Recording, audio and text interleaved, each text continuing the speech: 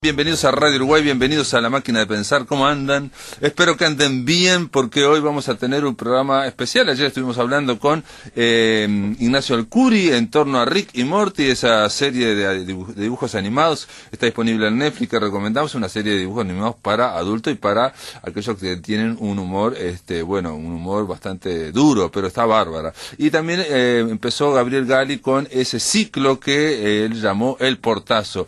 Hoy vamos a tener una columna especial y extendida de Archivos M.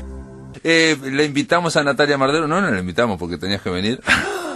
Porque falté la semana pasada es cierto. Por culpa de este señor. Estabas presentando Rendición, la última novela de Ray Loriga, que ganó nada menos ni nada más el Premio Internacional Alfaguara, ¿no? Sí. Que consiste en no sé cuántos miles de dólares. Uy, son como más de 150.000 euros, así que chocho este hombre, que bueno, que ya comenzó la gira de promoción, que esa es la te dan el premio, pero tenés que salir a promocionarlo. Claro, claro, o sea, te dan el premio como, digamos, como casi como un anticipo, digamos, y la idea es venderlo, la imprimen en todos los países donde está Alfaguara y tenés que recorrer. Exacto. Todo América. Sí, está buenísimo, igual, ¿no? Está notable, porque digo, los escritores siempre nos quejamos de que después no hay distribución, después no hay difusión, en este caso. Va a estar en todos lados, y lo que es interesante, que también hablábamos, es que, bueno, se va a abrir un poco la cancha nuevamente a este autor. Seguramente se van a reeditar sus libros anteriores, que ya cuesta más encontrarlos. Así que sí, es como una inyección de energía a un escritor, este premio, ¿eh? Sin duda. Debe ser el premio en español así más importante. Sí, y aparte, digo, está vinculado a, como decís vos, a una estrategia comercial digamos, de difusión, que implica, entre otras cosas, yo te decía, tener un training especial, un entrenamiento para bancarte, bueno, como eso, entrevistas, digamos, de 30 minutos, una tras de otra, una tras otra, repitiendo lo mismo y sin chiflar, ¿no? Claro. O sea, sí. Sí, es parte de lo que uno tiene que dar cuando gana este premio, pero bueno, está bárbaro. Él estaba muy contento. En realidad la gira la iba a dividir en 3 partes. Ahora le tocó México, Montevideo, Buenos Aires. No fue tan grave. Volví a España y bueno, después en breve vuelve a Latinoamérica. Pero Ray Loriga, ¿quién es Ray Loriga? Es un escritor español y madrileño, y que vos eras bastante hincha, y entonces por eso, en parte, no solo por eso, sino como periodista, en fin, como comunicadora, te llamó Alfaguara para presentarlo en el Centro Cultural de España. Exacto. ¿De dónde viene esa? Y bueno, en los años 90, cuando Ray Loriga se hizo conocido con esos libros geniales que eran Lo peor de todo, Héroes, Caídos del cielo, hubo ahí, y que eso charlamos con él, hubo algo especial en la literatura española en los 90, y pasó algo interesante también en Latinoamérica con los escritores jóvenes, ¿no? Que surgió una camada de escritores que rompían un poco con lo establecido, lo que se venía haciendo, con la tradición, ya sea en España o ya sea en Latinoamérica, y que eran consumidos por jóvenes también, una cosa que no sucedía, que los jóvenes no se volcaban a la literatura. En América, por lo menos acá en el Cono Sur, lo que hubo fue la generación Macondo. Exacto. Digamos, sobre Alberto todo con Fuguet fue el que lanzó eso, que era una forma de nosotros que estuvimos hablando de 100 años de soledad, tratarse de despegarse de Macondo, ¿no? Y ponerle Mac, y le ponían Macondo como si fuera McDonald's, ¿no? Exactamente. Entonces, porque era una generación más conectada, que con Ray Loriga pasó lo mismo, más conectada con el mundo anglosajón, con la cultura anglosajona, con la música. La cultura pop, la cultura rock, el cine, bueno, por eso arrancábamos también con Lou Reed, ¿no? Que era como un músico que Ray Loriga admira muchísimo. Y bueno, junto a David Bowie también, Héroes, ¿no? Es una novela. Exacto, que es un homenaje también a Bowie. Y bueno, Caídos del cielo también, como es siempre hablando del mundo nocturno, el mundo del rock, ¿no? Como muy conectado en ese sentido. Y bueno, y pasaba en esa época que si eras joven, tenías 20 años, 25 años, y te gustaba leer y te gustaba un poco la música y estar ahí en el métier, era de cabeza que ibas a llegar a libros de Ray Loriga, que ibas a leer a Bret Easton Ellis, Claro. que ibas a leer a Douglas Coupland, ¿no? Claro. La Generación Sí, X. sí, la todo ese Generación tipo- X, sí, sí, sí, sí. Todos esos libros que era como una sentía que, bueno, están hablando de mi generación. También había una cuestión, se les decía que eran como posmodernos, y también estaba la idea como de una cuestión más global, o digamos, ahí se empezó a hablar de la globalización, aunque no se sabía ni lo que Claro. era, y realmente era más bien un concepto.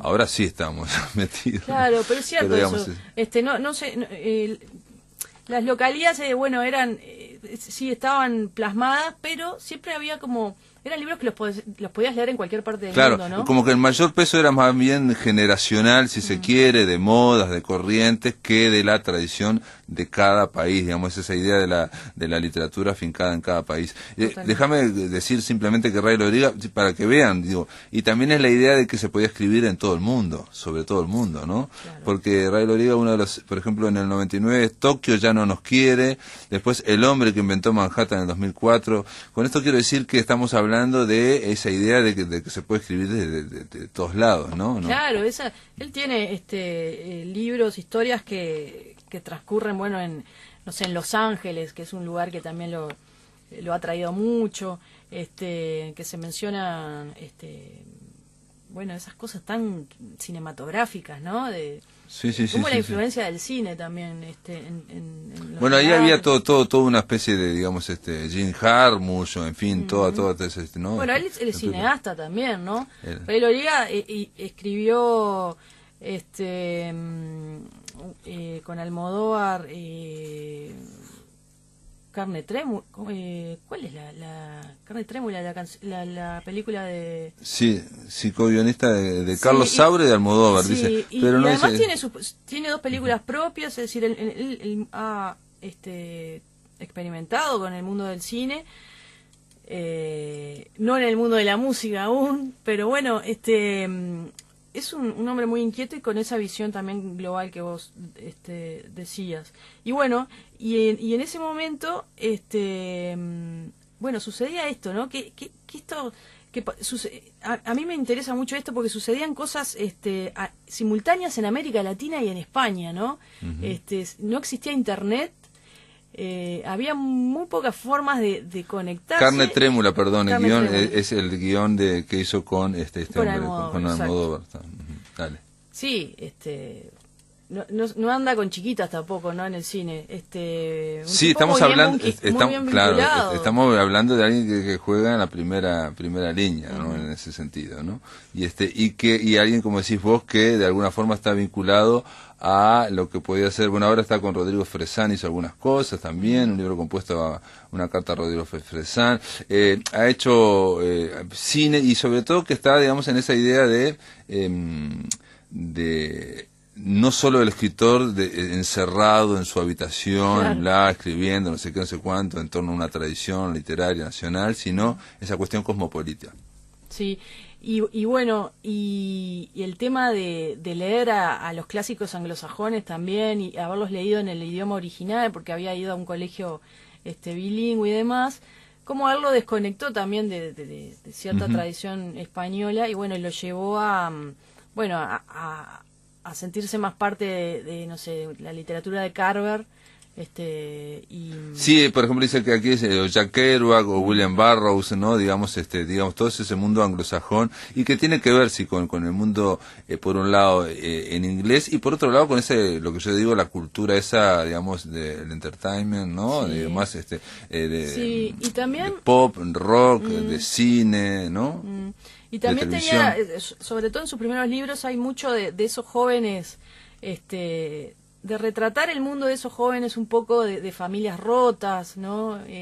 Nihilistas, un poco perdidos, ¿no? Como que no sienten que hay un futuro. Por eso se le llamaba la generación X en su momento, Claro. que no se sabía quiénes eran, dónde iban, en fin, esa historia. Bueno, ¿no? el mundo de las drogas, Claro. Todo eso plasmado realmente con una pluma excepcional. Es un hombre que se lo asocia mucho a esos temas y con el tiempo se ha querido como despegar. Bueno, con esta novela a mí me sorprendió, se despega totalmente, ¿no? Rendición es una novela que es casi de un entorno rural y donde el narrador es un labrador, es un hombre de campo, ¿no? Es un hombre de campo, muy rústico. Y muy español, me gustó mucho esa voz narrativa, ¿no? Sí. Es un personaje que no genera demasiada simpatía por momentos.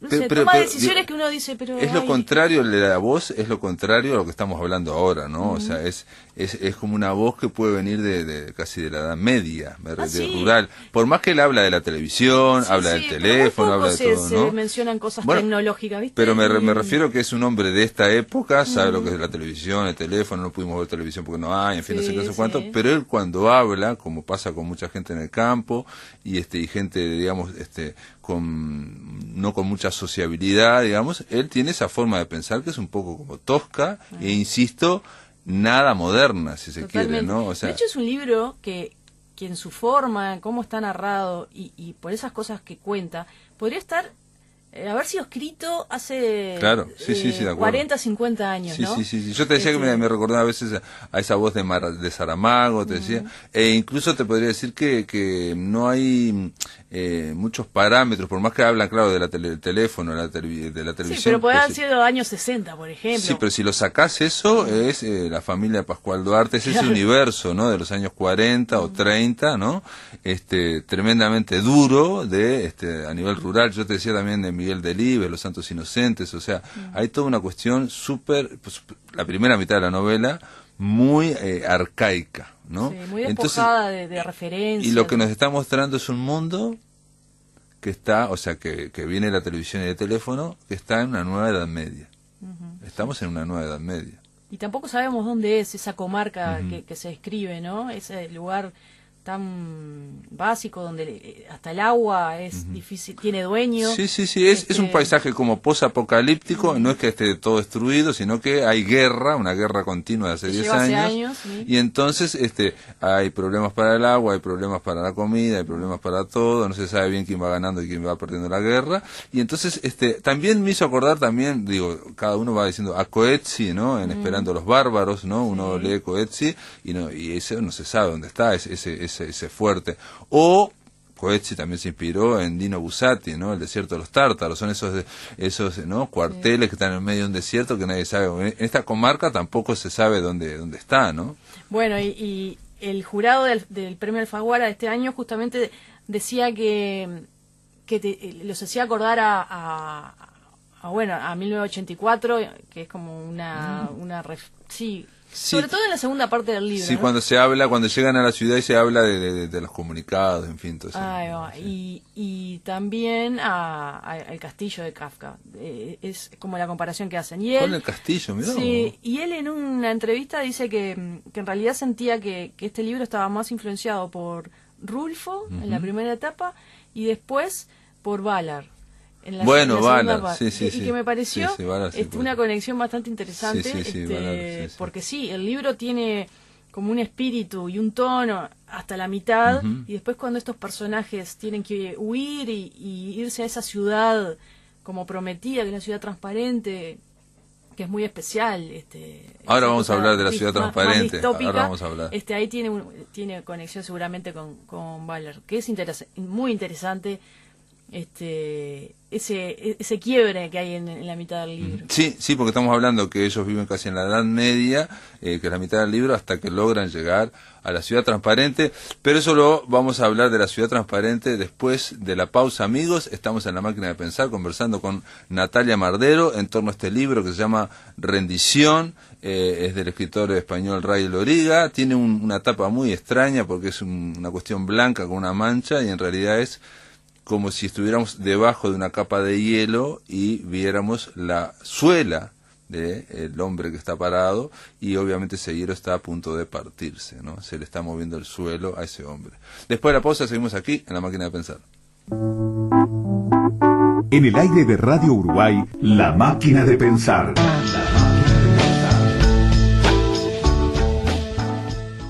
estamos conversando con Natalia Mardero en una versión ampliada de Archivos M, de su columna aquí en Archivos M, porque creímos que era necesario, digamos, que valía la pena, que era interesante compartir con ustedes, que a ustedes les iba a interesar, saber cómo estuvo la presentación de Natalia Mardero de esta novela Rendición que hizo con Ray Loriga, con su autor español. Es un hombre nacido en el año 67, es novelista, guionista y director de cine y autor de muchas novelas, y con Rendición, que es una distopía, ¿no?, post-apocalíptica, pero no sabemos si en realidad se pasó el apocalipsis. Lo que hay es un gran estado de guerra, y nada, conversando con Ray Loriga, y nos queríamos que nos contaras cómo es Ray Loriga. La parte más cholula. La más cholula, sí. Le preguntaste, por ejemplo, si conocía a David Bowie. Sí. No. No la entrevista, sino no, después, estábamos hablando de la muerte de David Bowie, y yo sabía que a él, obviamente, le gustaba mucho David Bowie. De hecho, Héroes, como decíamos, es un homenaje al músico. Y me dice, yo le pregunté si, estamos hablando del último disco de Bowie, no sé qué, y le pregunté si lo había visto en vivo. Y me dijo que sí, que lo había visto un par de veces. Dice, pero además lo conocí. Yo, ¿cómo que lo conociste? Dice, sí, no explicó bien en qué circunstancias, pero era una especie de eso de tras bambalinas, hace unos años, y Ray Loriga estaba con su primer hijo, chiquito, bebé prácticamente, en brazos, y dice que le presentaron a David Bowie, como escritor, y se empezaron a hablar de literatura y no sé qué, y él le preguntó si algún libro de él estaba traducido al inglés, cosa que no estaba en ese momento. Ajá. Y dice que mientras charlaban, David Bowie le tocaba la cabecita al hijo de Ray Loriga, ¿no? Que era muy chiquitito. Y entonces, claro, ahora es como una anécdota familiar que el hijo no puede creer que David Bowie le tocó la cabecita, ¿viste? Tipo, como especie de Jesucristo que le da la bendición, ¿no? Escúchame, y entonces hablaron del último disco de Black Star, ¿no? Sí, y Ray Loriga decía que no lo había abierto, no lo había sacado del sobre, al disco no lo había querido escuchar aún. Pues me interesaba ver qué pensaba, ¿no? Porque es un disco, una cosa increíble. Sí, ¿no? sí, y no, todavía no había podido. Impresionado por la muerte de Bowie, impresionado. Sí, había quedado muy muy impresionado. Y y después también está la anécdota de cuando que ya tenían un vínculo más estrecho con Lou Reed, que también contaba las anécdotas de cuando se encontraban, viste, a comer y no sé qué. ¿Con Ray Loriga? Sí, y con Lou Reed y con Laurie Anderson, ¿no? La esposa Sí, Laurie, Anderson, la mujer de claro, Lou Reed. Y Ray Loriga se ponía a imitar la voz de Lou Reed y lo hacía muy bien, pero además contaba unas cosas muy buenas que eran que Lou Reed fumaba a escondidas de Laurie Anderson. Y después se tiraba un Sprite en la boca, ¿viste? Esos medio mentolados. Sí. Y Ray Loriga decía, no, pero eso no te va a servir de nada. Yo que fumo te digo que eso no sirve para nada. Y dice, no, bueno, yo tengo que intentarlo igual. Y se pasaba yendo a fumar y encajándose los sprays esos mentolados. Impresionante. Aquí el protagonista también, digamos, en todo este posapocalipsis, en un momento dice, logré afanarme 10 cigarrillos, dice, ¿no? Pero me lo escondí, me lo fumé con un niño que llevan ahí, un niño extranjero que no saben de qué es, porque mi mujer no quiere que no me vea fumar, ¿no? Pero después la mujer le pide uno, tenés uno. Sí, y el tema de la ciudad transparente, tema de la... Llega a la ciudad transparente. Sí, que es este lugar increíble que bueno... Ahí no hay control, supuestamente, porque todo se ve, porque todas las paredes son justamente transparentes. Y uno supuestamente ahí tiene toda la libertad de hacer lo que... Sí, perdón, llega a la ciudad transparente como una especie de meca, digamos, no pueden creer que eso sea tan brillante, que sea, ¿no? Digamos, porque hasta ese momento es todo medioevo, ¿no? O sea, comarca, digamos, él tenía una vaca o 2 vacas y eran millonarios, digamos, y el que tiene un poco de agua o la represa no sé qué, o digamos, pasamos de ese mundo a que llegan, bueno, como, bueno, vemos parte del ejército, digamos, quiere decir que todo está en Sí, guerra. les cuesta bastante llegar porque, les bueno, cuesta, sí, se sí. arman grupos y va quedando gente en el camino. Y tienen que quemar las casas de su casa, por ejemplo, para que no quede nada para el enemigo. En fin, toda una cosa bien, digamos, de la Edad Media o de las guerras esas gigantes. También me hizo acordar una guerra como de la Edad Media, que es la guerra de Yugoslavia, ¿no? De los años 90, que fue terrible, digamos, de limpieza étnica, en fin, todas esas cosas. Y bueno, cuando llegan a la ciudad transparente, es, digamos, este hombre que es labriego, que es labrador, no entiende mucho la organización. Y nadie se la explica mucho, ¿no? Lo lavan, por ejemplo, y le aplican una especie de cosa un proceso de cristalización que, Sí, digamos, que no huele más. Le sacan los olores. Sí, es muy interesante. ¿Y la pero ciudad bueno, transparente qué quiere decir? A ver, contemos, ¿cómo son los edificios? los edificios justamente son totalmente Totalmente transparentes. Entonces podemos ver al vecino haciendo todas sus cosas, desde ir al baño, dormir, comer. Claro, sí, uno lo piensa y es como Sí, muy duro. desesperante.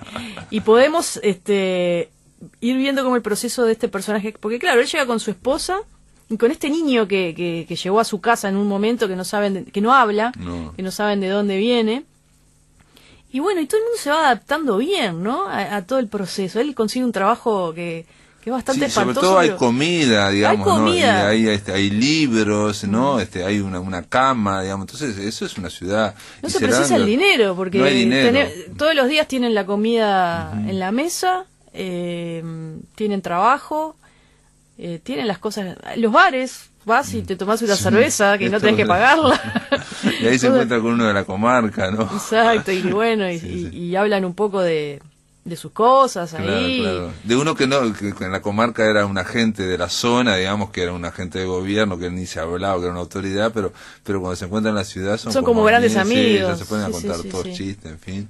Y ahí cuentan, y ahí se entera este hombre labriego, que es un poco como inocentón, este ex agente o el agente de gobierno le dice, no vamos a ir contándola, pero le dice lo que ya sabemos, ¿no? Que todas las grandes guerras, porque él tiene sus 2 hijos en la guerra y tenía su visión, y todas las grandes guerras siempre ya sabemos lo que es, ¿no? O sea, es carne de cañón, ¿no? O sea, no se sabe ni quién la empezó, ni por qué, por qué están peleando, en fin. Exacto. Bueno, es una desilusión eso de enterarse, digamos. Sí, y lo interesante de todo lo que empieza a suceder es que este hombre, que uno lo ve tan sencillo, tan rústico, tan rudimentario, ¿no? En todos sus pensamientos, y que sin embargo tiene como destellos así, como ideas bastante cristalinas que se le aparecen.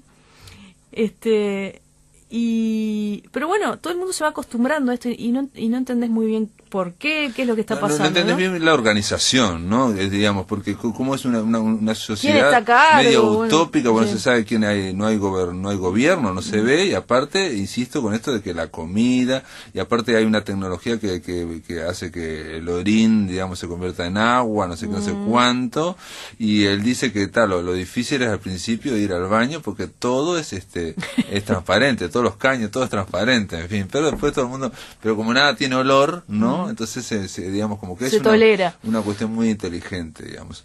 Si te parece, vamos a escuchar una autocrítica que hace el Ray Loriga de 3 minutos. Dale. Vamos a escuchar. Bueno, la autocrítica te refieres a la autocrítica personal o, digamos, literaria, porque ahí hay 2 censuras diferentes, ¿no? La autocrítica literaria intento mantenerla siempre muy despierta y es muy difícil porque uno siempre tiene el sueño, y yo lo he comentado con otros colegas escritores, de leerse realmente como si no lo hubieses escrito tú, para poder decir no me gusta o sí me gusta, pero una de las 2 o en cualquiera de esas 2 respuestas sería objetiva. Al haberlo escrito tú es muy difícil, por muy autocrítico que seas, o te pasas. De lo contrario, que es una especie de vergüenza del asunto de escribir, que tenemos todos, y llevo ya muchas novelas y lo sigo teniendo. Decía Pavese que lo normal es no escribir, y eso define muy bien lo que es este oficio, ¿no? Y Pavese era un escritor formidable. Pero lo normal es no escribir, siempre lo tengo aquí clavado en la cabeza. Digo, una vez que lo haces, asumes ya un riesgo muy, muy grave. Sobre todo en comparación, ¿no? Por comparación a los modelos que has leído y los escritores que te gustan. Esa es una parte de autocrítica, y luego hay una autocensura personal en la escritura, de la que también podríamos hablar otro día largo y tendido, que es cómo puede afectar a aquellos realmente próximos lo que escribas. Cosa que, por otro lado, a muchos escritores nos gustaría hacer, ¿no? De pronto, es decir, tanto en asuntos personales, familiares, a veces incluso hablar de cosas que en teoría solo te implican a ti, pero que pueden hacer daño a otros por vergüenza, a tus padres, a tu esposa, a tus hijos, a tus amigos, a tu novio. Y esa es una censura que yo creo que casi todos llevamos. Pongo el ejemplo de este escritor porque ha tomado ese paso hacia adelante, que es muy interesante en lo literario y un pelín suicida en lo personal, ¿no? Y eso nos frena a muchos y a muchas de nosotros, claro. Es un territorio delicado en la que normalmente una cierta dosis de cobardía suele pesar. Sobre todo porque uno, por no meterse en esos líos, a veces dice, bueno, pues me tiro una historia de pura ficción y entonces, ¿para qué meterme en ese lío doloroso? Entonces, bueno, en mi caso existen esos dos tipos de censuras, ¿no? De autocensuras. Este es Ray Loriga en la presentación en el Centro Cultural de España, en la grabación con Natalia Mardero. Esto, no fue hablando con vos, sino con el público. Sí, eso fue al final, que abrimos un poquito para que la gente preguntara, y bueno, justamente le preguntaban sobre la autocrítica, ¿no? Y eso tan complicado el escritor de cuál es la medida, ¿no? También cuando uno habla también de su propia vida, lo del tema de la autoficción. La autoficción también, y demás. No, a mí me pareció muy sincero y me pareció brillante, ya me conquistó con esto, el tema de que él no se cree escritor, digamos, que duda de ser escritor, digamos, ¿no? Esa idea, ¿no? Digamos, se escribe, se escribe. Está bueno eso, como siempre mantenerse, o por lo menos obligarse a un estado de humildad permanente también. Sí. Porque si no Bueno, es lo que dice Beward, dice una y otra vez en sus talleres, dice ella que no hay escritores, hay personas que escriben. Porque si vos te crees un escritor, ya te vas poniendo como un peldaño un poquito más por encima, arriba que los demás. Y ella dice que es importante escuchar al otro, escuchar a los diálogos del otro. Entonces hay que decir, ella dice, yo no soy escritor, son personas que escriben. Parece una pavada, pero es lo que estaba diciendo de alguna forma Ray Loriga, ¿no? O sea, que él a veces no se lo cree mucho. Claro, tampoco. Que el estado natural no es estar escribiendo tampoco, que uno por lo general no escribe, no está escribiendo, ¿no? Claro. Que es un momento si todo pavese, si la César le pavese, lo normal es no escribir, ¿no? Claro. En ese sentido. Conversando con Natalia Mardero en torno a este libro, Premio Alfaguara, aniversario de novela, 2017, digamos, para que piensen, el primer Premio Alfaguara fue para Caracol Beach, de Eliseo Alberto, y el segundo para Margarita está linda la mar, de Sergio Ramírez, que precisamente estuvo conversando con nosotros no hace tanto aquí en La Máquina de Pensar. Fueron en el año 98, no, en realidad fueron los dos primeros premios, porque se lo dieron a los dos ex aequo, porque no pudieron definirse, entre el cubano Eliseo Alberto y el nicaragüense Sergio Ramírez. Así que Sergio Ramírez ganó el primer premio y ahora se cumplen, esos 20 años en torno al premio Alfaguara.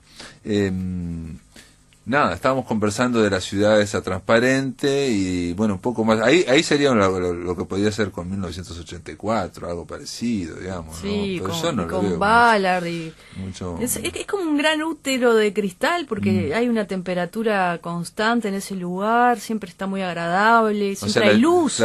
Siempre hay luz en la ciudad transparente. Todos tienen que dormir con unos antifaces, claro. Digamos, porque siempre hay luz, todo es transparente. Claro. Todo se ve. Y todos se van acostumbrando de a poco. Y este hombre en algún momento tiene como un destello de crítica. Sí, y de sentir que algo extraño está pasando, ¿no?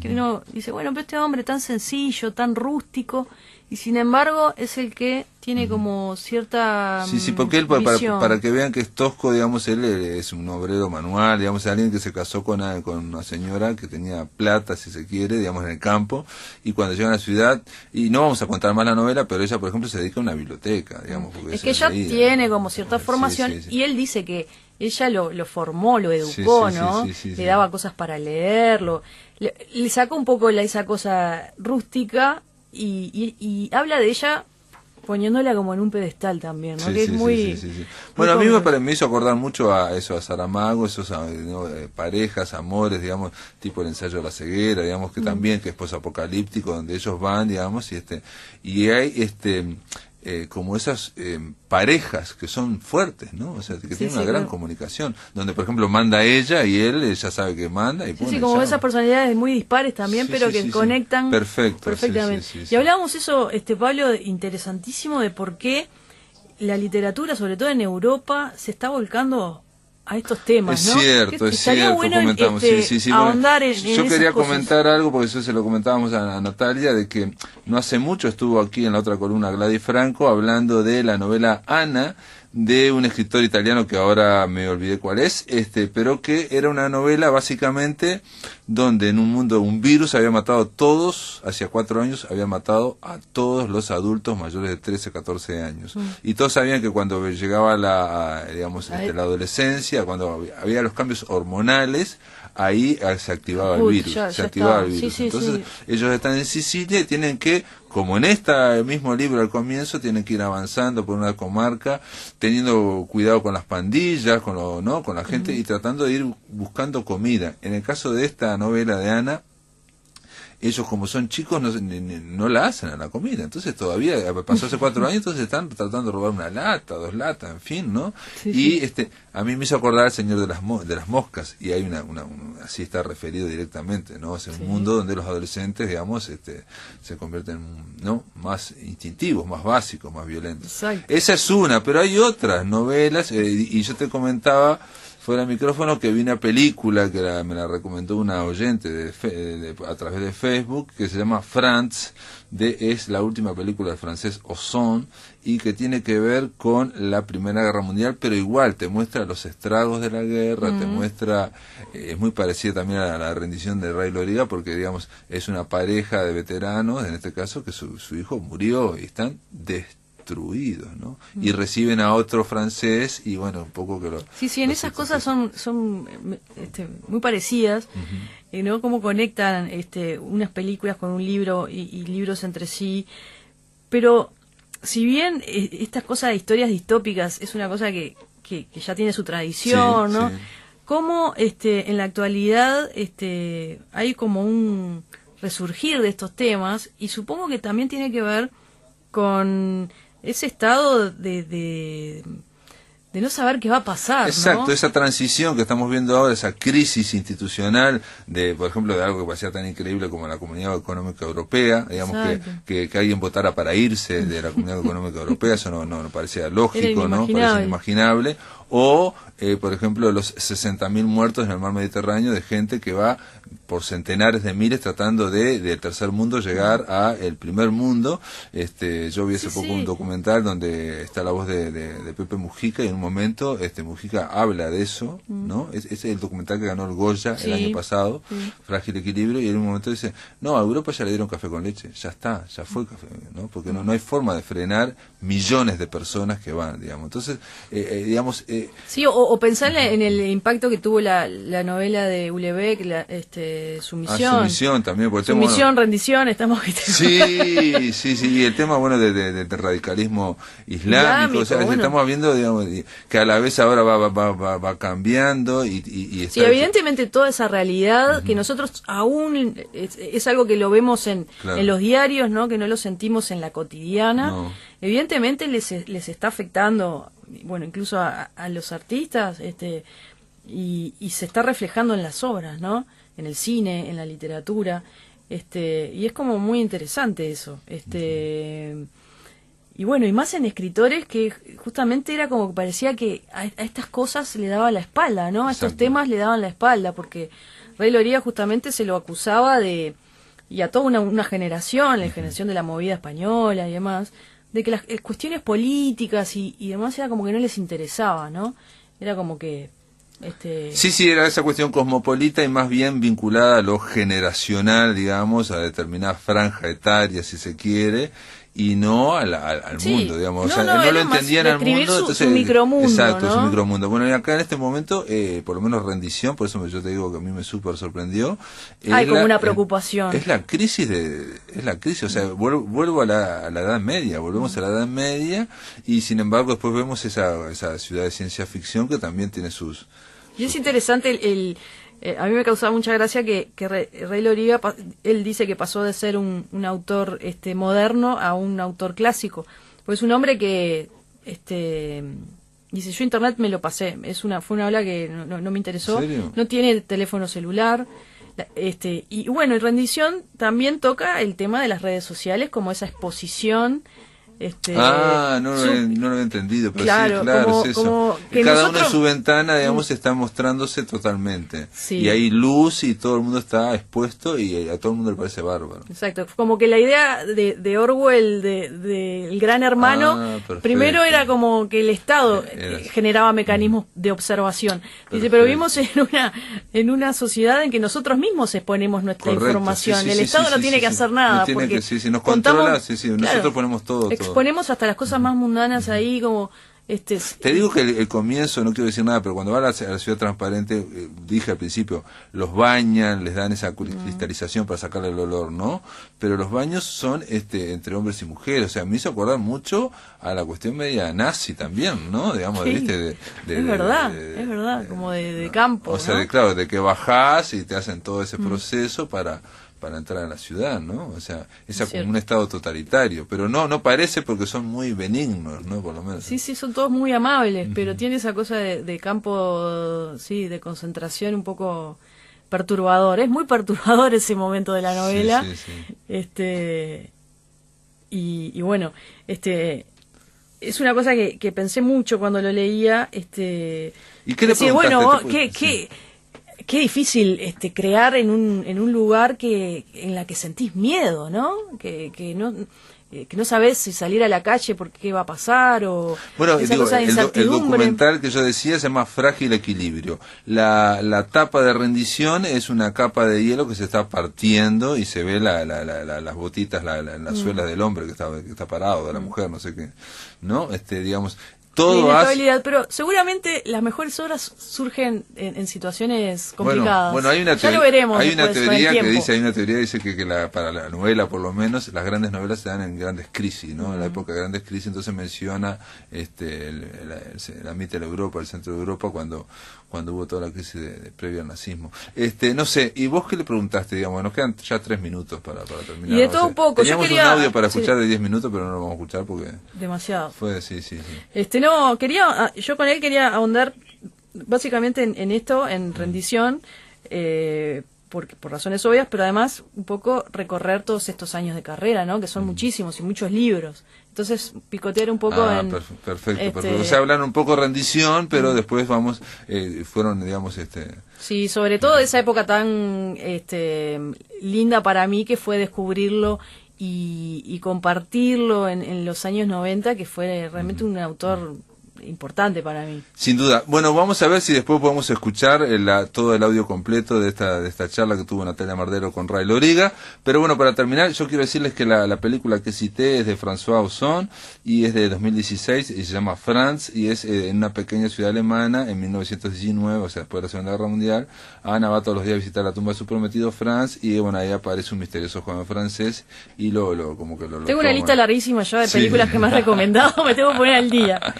Gracias por estar acá en La Máquina de Pensar. Gracias a vos, nos vemos. Bueno amigos, se terminó La Máquina de Pensar por el día de hoy. Mañana vamos a escuchar la grabación, el audio del último Todos Somos Raros. Ustedes saben, el viernes pasado que estuvo buenísimo, realmente estuvo notable. Las escritoras Gabriela Cabezón Cámara y Mercedes Rosende hablaron de sus últimas novelas. Una se llama El romance de la negra rubia, una novela chiquita, digamos una novela corta, que es impresionante, y la de Mercedes Rosende, que es muy buena, se llama El miserere de los cocodrilos, que realmente como policial es muy buena. Y bueno, y por si fuera poco, hubo una apertura musical de lujo que estuvo a cargo de Ana Prada y Pata Kramer, nada menos. O sea que mañana vamos a escuchar el último Todos Somos Raros. Esto es todo amigos, que lo pasen muy pero muy bien.